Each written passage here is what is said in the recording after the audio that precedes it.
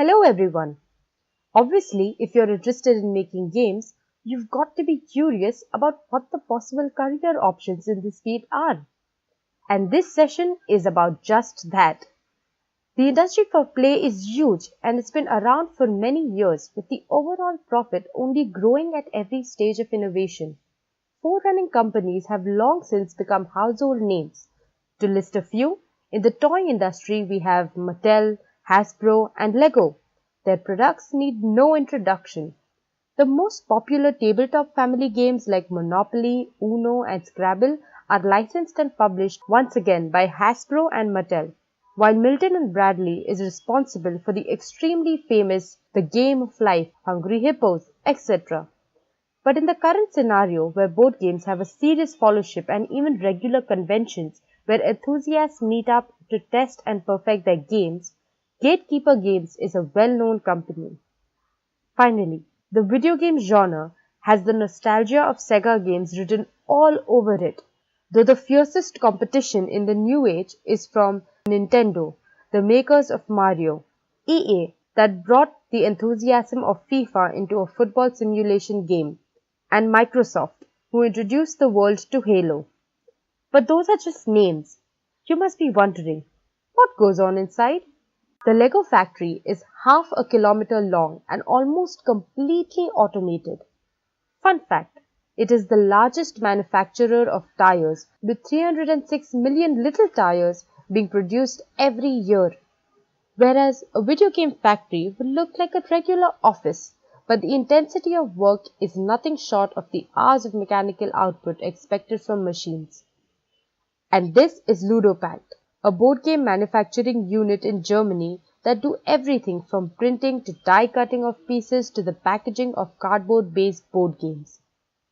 Now that's what the big businesses look like, but let me introduce you to the world of indie games. Indie stands for independent. These are games created by individuals or small teams, generally without the financial support of game publishers. These are just some examples of the games that originated as indie and have become very successful financially. Since these ventures lack the pressure of big banner names, they focus on innovation and developing a fresh style, as is evident in the unique and simplistic artwork of Journey. It explains why indie games have been on a rise since the latter half of the last decade. Let's move on from a reflection on the industry to what opportunities you have waiting for you in this space. Game design is a multidisciplinary field, and so when you think of entering it, you must be ready to pick up any role that is required of you, especially in smaller companies. It's like choosing an avatar. Here are some careers in the gaming industry which will include video games, tabletop games, and toys. We have the game designer, devising what a game consists of and how it is played, defining all the core elements, communicating this to the rest of the development team who create the art assets and computer codes. You must have assumed that his role is the most important of them all. He is the drive behind any project. But that isn't true. A game designer is only one part of the whole process. He is only as successful as his team. That is why every member of the team must have a grip on game design, as inevitably each person is influencing the end product in his own contribution. Next is the creative director, being responsible for the overall look and feel of a game, overseeing any high-level decisions that affect how the game plays, looks, or sounds, ensuring the quality and style of the gameplay, artwork, music, and audio assets. Game artist, creating the visual elements of a game such as characters, scenery, objects, vehicles, surface textures, clothing, etc. Creating concept art and storyboards which help communicate the proposed visual elements.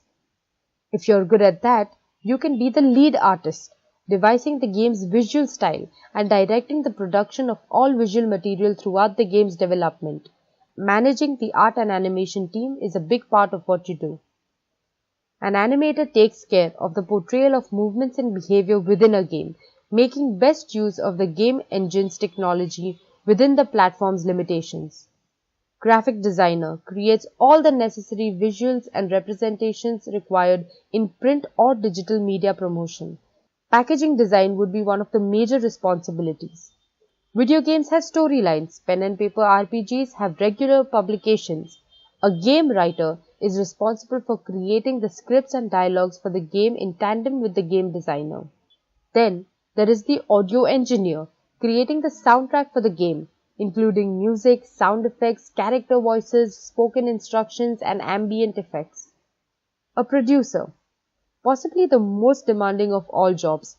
There will be an assistant producer working with the game's production staff to ensure the timely completion of the highest quality of product, and an external producer ensuring the successful delivery of the game from the development team, making sure the publisher has all the relevant information required to make the game as commercially successful as possible.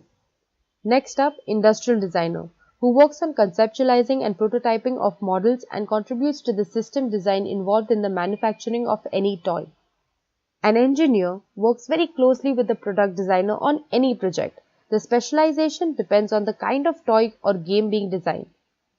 Game programmer, designing and writing the computer code that runs and controls a video game.